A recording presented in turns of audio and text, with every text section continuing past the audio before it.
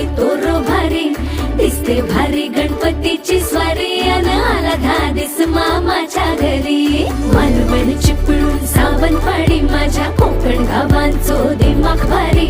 दिसते भारी गणपतीची स्वारी माझ्या कोकणा वाटे तुम्ही वलवा गाडी धमा धमान हाका गाडी माझ्या कोकणचो रस्तो